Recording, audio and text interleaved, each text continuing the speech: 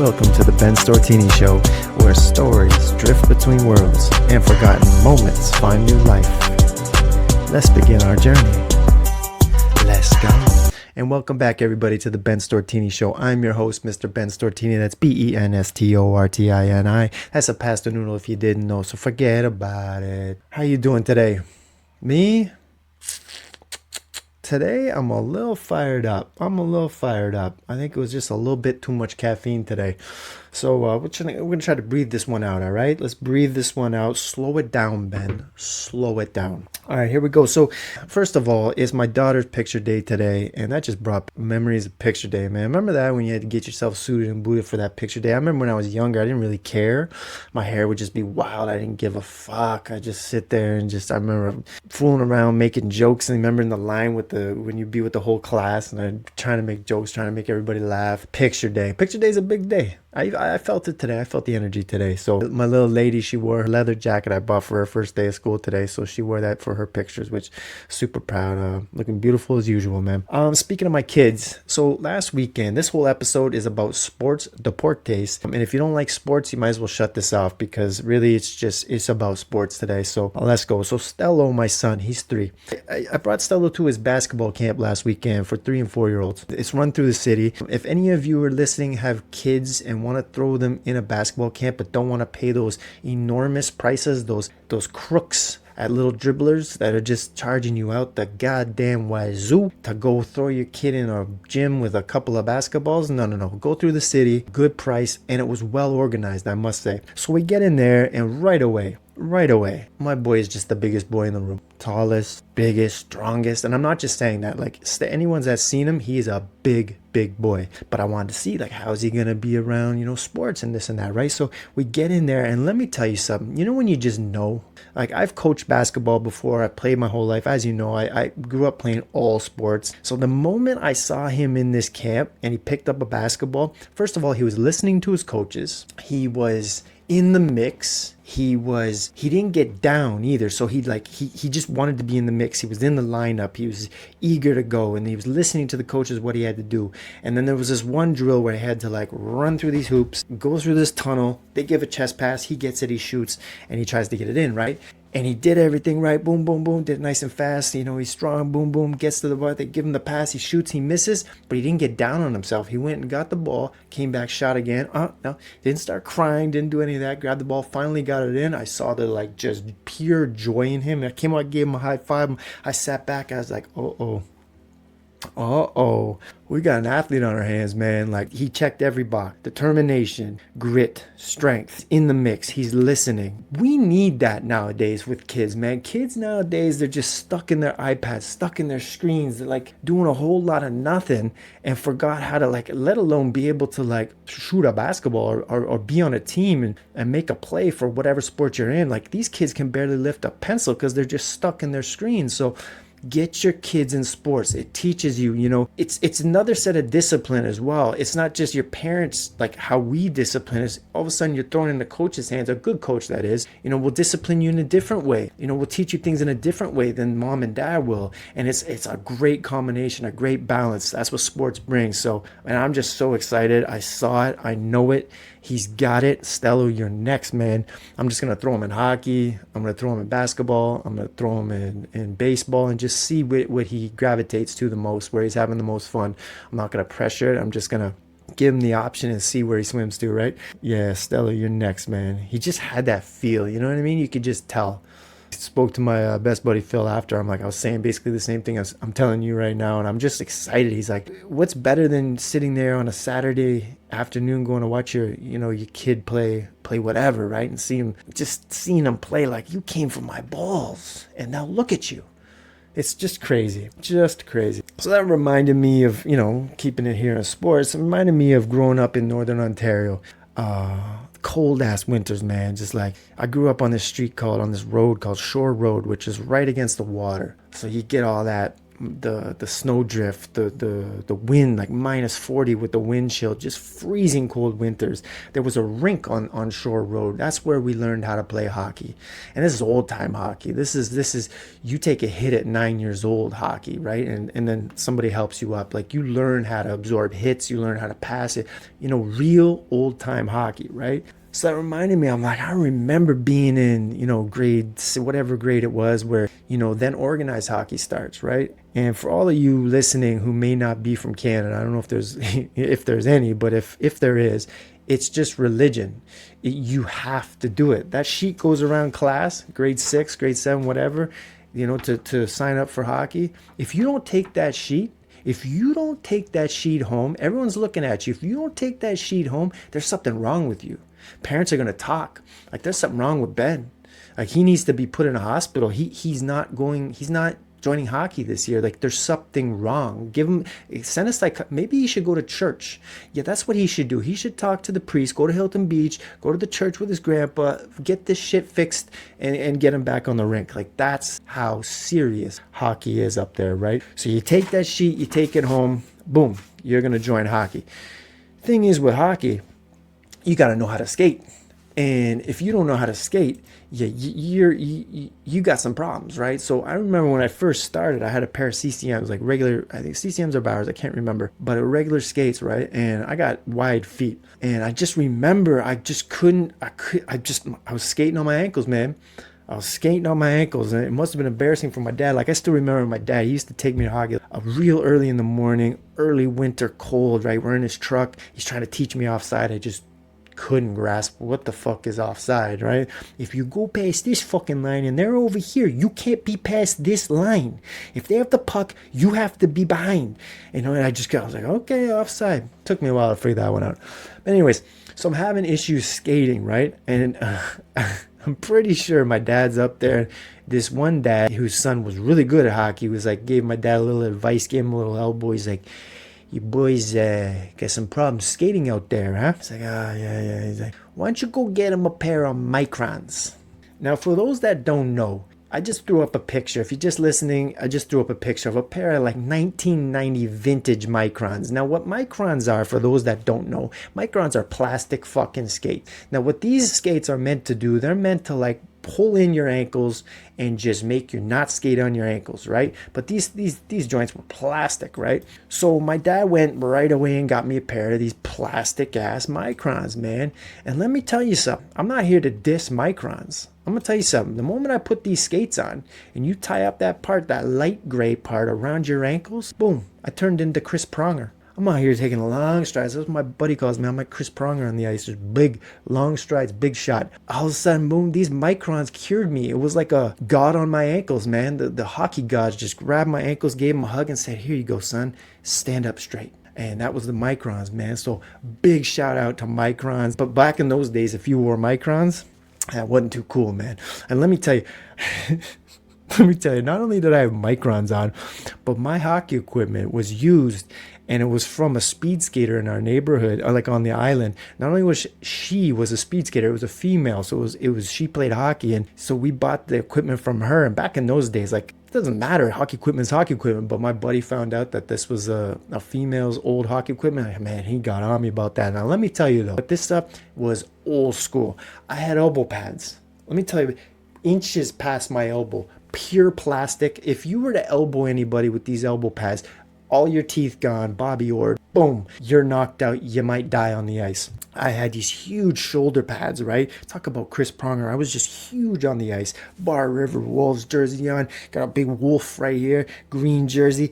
And I had hockey pants. For those that don't know, nowadays, of course, you have your hockey shorts and you have your socks, right? Socks that, match your jersey. No. I had hockey pants. These were pants.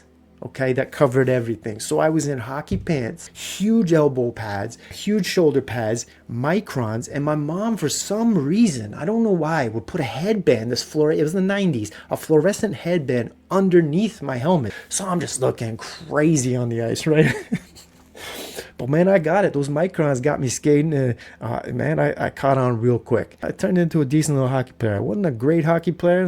I was much better at basketball and baseball and tennis and all that. But man, I could play. Big shout out to Northern Ontario hockey, man. Growing up, I could smell it still. Deborah Arena, man. Hot dogs. I can still see it in my head walking in. There's the snack stand right here, and you walk in. There's the rink. Just that smell of the rink. It's its own thing. If you've never done it before, you don't understand what I'm saying. But there's a smell. There's a feel.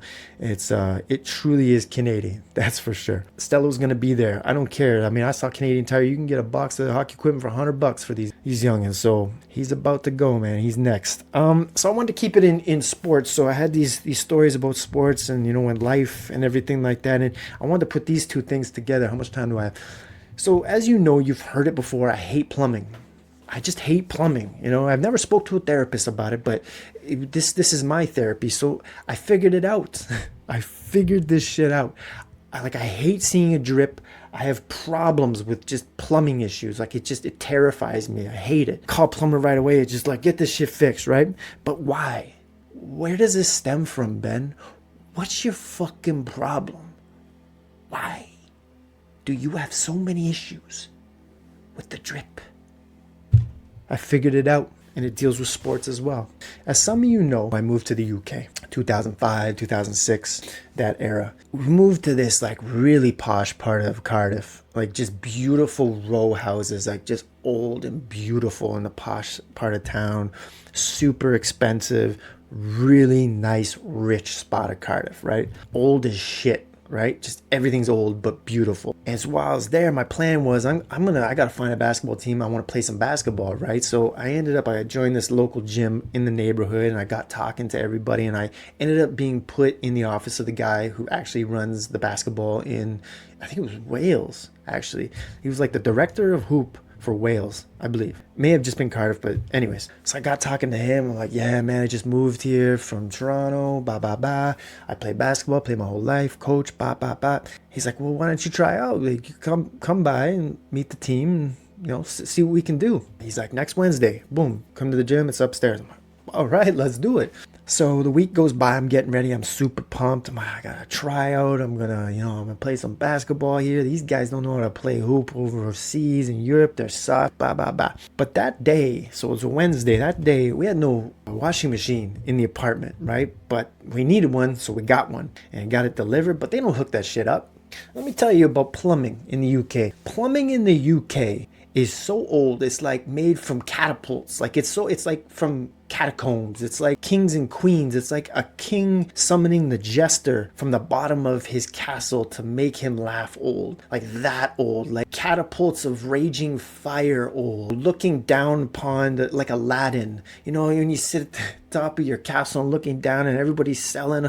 So old. You know what I'm saying? That old. The pipes aren't even pipes. It's an idea of a pipe. It's just rust. You touch it, disappears, right? So old. But I had no situations in my life up until that point where I had anything go wrong with plumbing. So I'm just well, it can't be that hard. You just hook up the wires. That's where the water comes from. I'm just gonna hook this shit up. It's the Wednesday. I'm gonna hook this shit up before my tryout. No problem. So I hook it up. This wire here, that's the water, the hot water. No problem. Push it in. Yeah, done. No problem, right? I'm fuck. That shit was easy.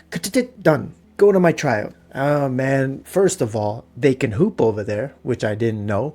And the coach actually, he was this Welsh dude. He actually played for USC. That's where he played college ball. So these dudes could play. So I was all right, I'll just shoot my way out of this one, right?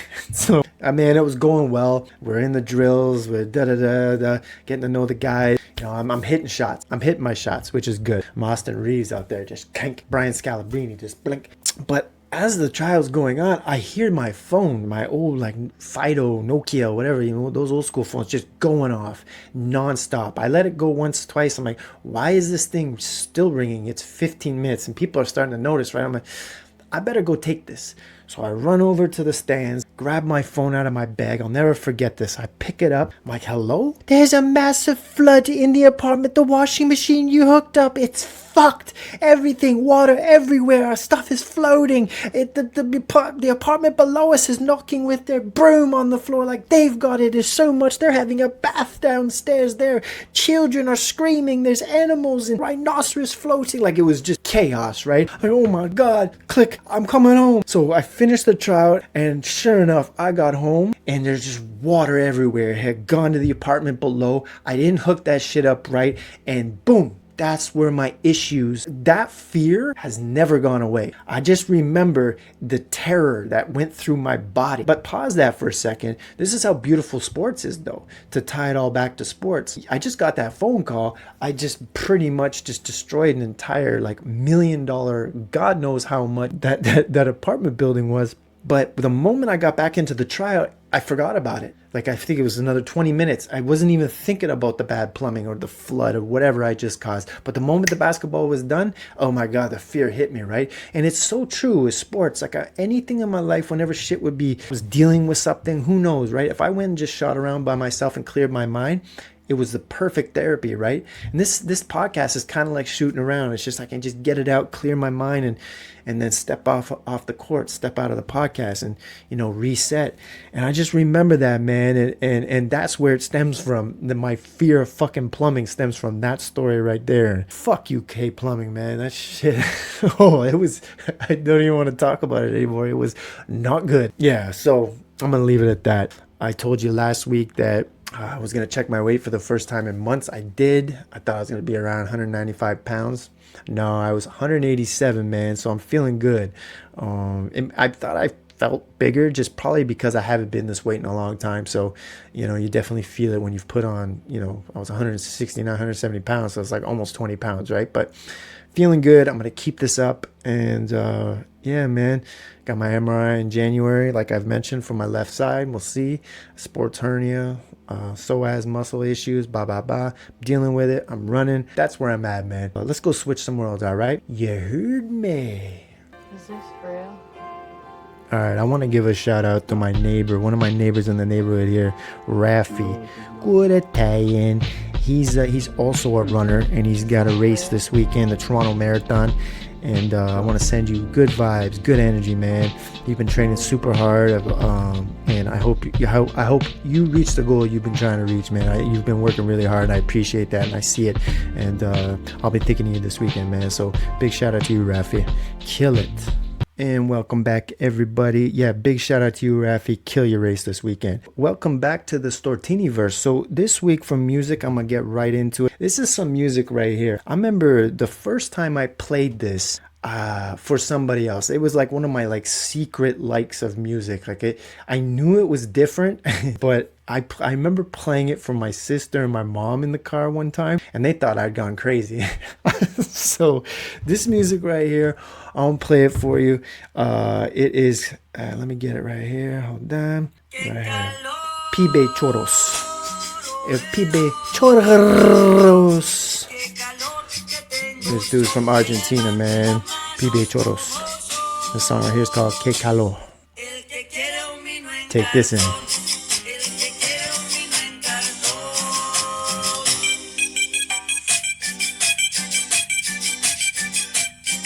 This dude is the king, the Argentinian king of the guitar, man. Listen to that.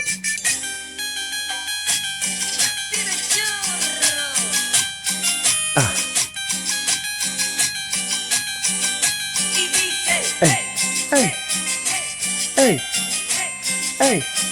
I was playing this for my mom and sister in the car. They thought I went batshit crazy. Ooh, hey, oh.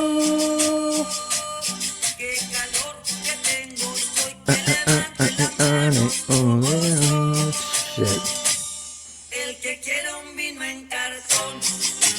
There is a feel, there is a vibe to it though.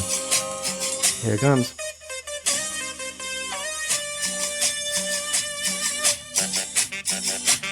The king of the guitar, man. P-Bass Choros. Go check him out, man. He's on Spotify. That shit will change your life. All right, let's switch to the documentary. Last weekend, I watched this thing. It was called Haunting or Haunted on Netflix. It was these two true ghost stories.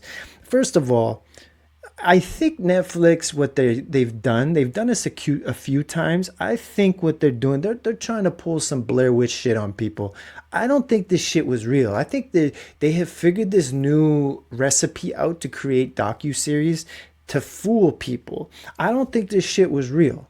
I think they had really good actors that they're interviewing about this hauntings that happened, but it was super good. It still scared me a little bit. That's like the only shit that kind of scares me is like paranormal, like why is my bed floating? That type of shit. That shit scares me. It reminded me, man, my Oma, rest in peace, my Dutch grandmother, she believed hard in that stuff. And I remember she used to tell me at like 11 years old, like ghost stories, the shit she dealt with. And she told me this story, man. Long story short, they moved to Elliott Lake and they moved into this house. And the moment they got to this house, she said she just felt this energy that just was off. And she told me she went, like, as they, a couple weeks in, like, they had a dog named Robbie, and the dog would just be barking at this house, like, all the time inside. It would hide, and it would hide near the stove and all this. Like, the dog was skittish in the house all the time. And my Oma, I guess, was outside of the house and about to walk in, and someone or something slapped her across the head and said, "Move out." She told me this as a kid. "Move out. Get out of here." And smacked her in the back of the head. Needless to say, they moved. They didn't stay there very long because there was definitely something going on with that house. So I remember my Oma telling me that story. I'm watching this Netflix haunting. I'm thinking this shit's not real, but then I'm like, maybe it is. Maybe it is real. And that gives me the fucking creeps. Go watch this haunting on Netflix. There was a couple of parts, especially the first story, that definitely had me putting my hand over the screen. I'm like, I can't watch this. Go check it out, Haunting, Netflix. And lastly, the challenge for you for this weekend, I've said it before, I'm going to say it again. I want you to do breathing exercises. I want you to go to YouTube. I want you to look up Wim Hof, that's Wimhoff, Wim Hof breathing exercises, and do the basic one. It's 11 minutes long. The first set is a minute, the next is a minute and a half, and then a minute and a half. Do it once a day. I've done it now every single day except the day that Stelo was born and one other time. I've mentioned it before. It's only 2 times in the last 6 years. I've done this every single day. I found a way to do it. Vacations, everything. I always found a way to do it. Found a little corner, did my breathing exercises once a day. Yeah, that's my suggestion to you. Look it up and do it this weekend. Just do it at least once this weekend and get hooked to that because it's really good for you. It balances you. It resets you. Yeah, add that to your toolbox. So Blue Jays tonight, they're down 2-1. They went and they smacked the Yankees, and then they lost the first 2 to the Mariners in Toronto, and then last night they won a big one, 13-2. So let's go Jays. Sports is back. Basketball is coming back. My fantasy teams are picked. I'm feeling good. Hockey's back. My son is going to be the best athlete in the entire world. It's funny, too, because I tell him that every single night.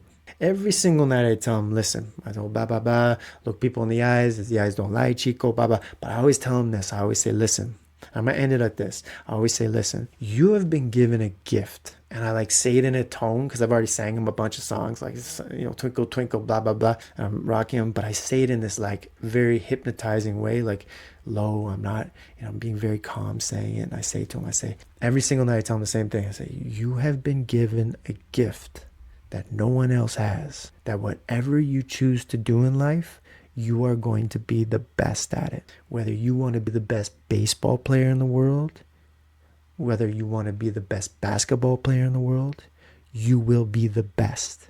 You just have to work harder than everybody else. But what? You will end up being the best in the world. You'll see. I tell him that every single night. And then I bring him to camp last week. And who was the standout? I'm not just saying it because he's my boy. Stelo. You're next, buddy. All right, everybody. Have a great weekend. I love you. And thank you for listening. Enjoy your weekend. Be safe. And go Jays. Let's go.